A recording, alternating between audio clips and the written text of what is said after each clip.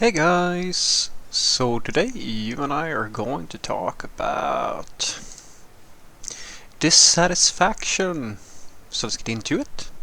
So the question in question was, Frederick, as a great programmer, how would you appropriately express your dissatisfaction to your team members and managers, conveying the message that their performance falls below average and they need to enhance their pace and efficiency?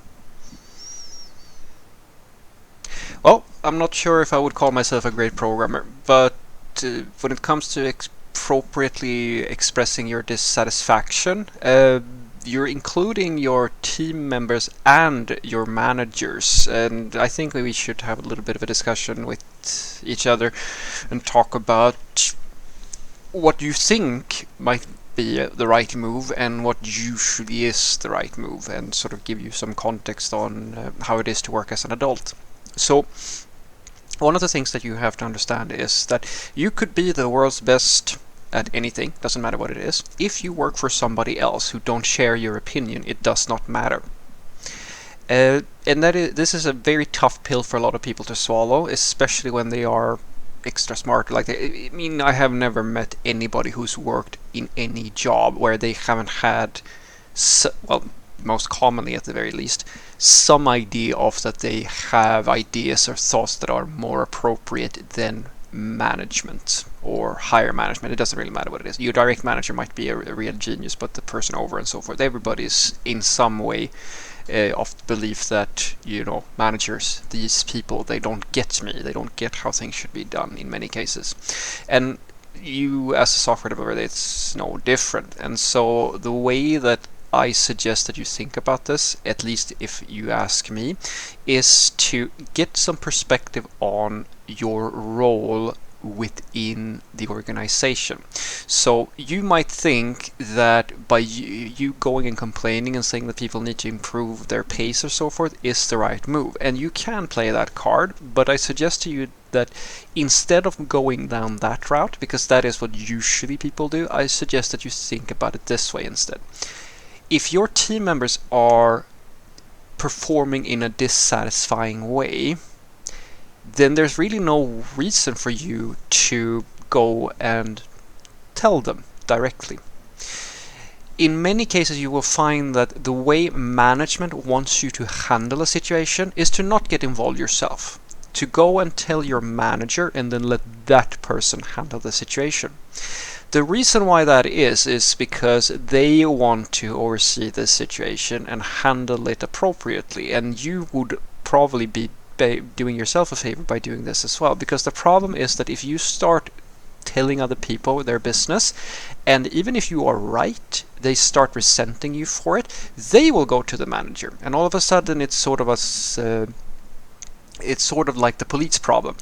If you get mugged in the street and a police officer comes around the corner, then the criminal will act innocent just as well as you will act innocent. Like, they will tell you that this police officer will get two different stories of what happened.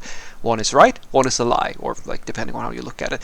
But the problem is that the police officer doesn't know what is the truth, because they weren't there. Same thing here. So in general, it's not good for you to criticize your fellow coworkers very openly or directly or so forth.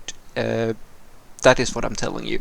I'm not saying that you can't tell somebody that you're displeased or so forth. I'm saying that don't make it a habit, don't make it a rule, because it might be the case, as I've said many times before, guys, that you are completely correct, but this person is either ignorant or not open to criticism, etc., etc. There's a million things that can happen that makes them realize that, or makes them think that they are in the right and that you are in the wrong, even if that's not the case.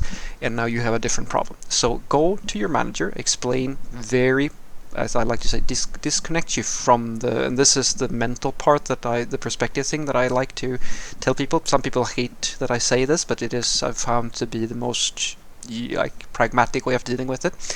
If your coworkers are being incompetent, lazy, call it whatever you want, right? And you have no real way of affecting that, then just kick back and wait. I've had many people who asked me, oh, my coworkers are taking a long time to do code reviews, etc., etc., and so forth and so forth. And I go, so?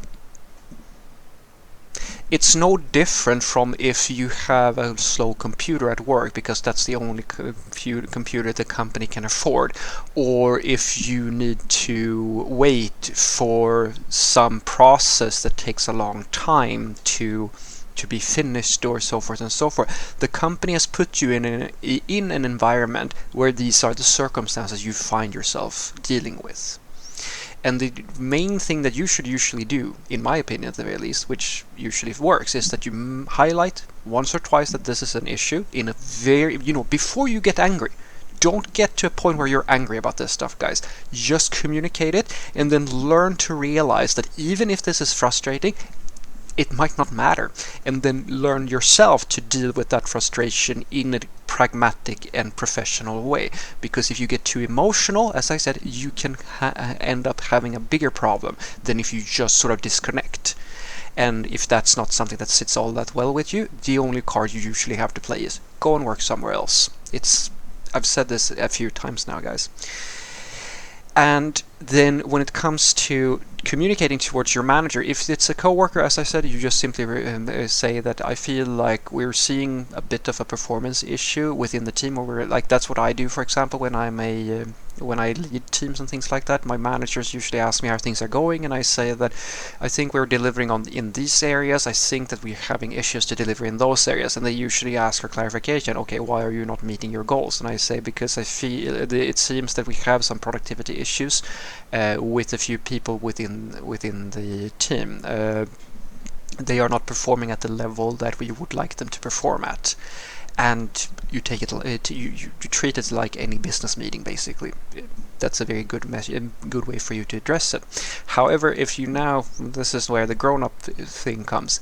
So if you have a problem with your manager, on the other hand, if they are performing poorly or so forth and so forth, it becomes a little bit more tricky for you to communicate about that. This is where trust and sort of knowing the landscape and the lay of the land becomes extremely important. Because if you tell your boss that, yeah, you're shit at your job, dude, that's probably not going to go over all that well with all of them. But what you can say is that as I said, you can communicate it from a result perspective. What you're saying is that you're highlighting that you are performing poorly in these areas, and the natural follow-up question becomes, for any decent manager, okay, you're having issues in delivery speed or quality or whatever, it doesn't matter what it is.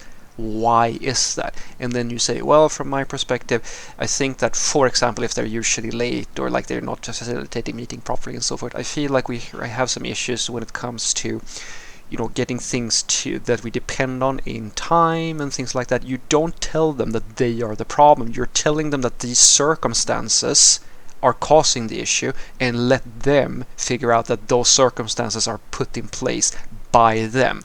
If they're intelligent people, they will figure out, okay, I'm actually causing this problem. If they're not intelligent people, you're stuck. So what I want you to take away from this is that usually when you communicate with people about their performance, try to do it from a value perspective. Basically, you don't identify the individual perspective. Don't go with you are to blame. The finger pointing thing usually doesn't work, guys.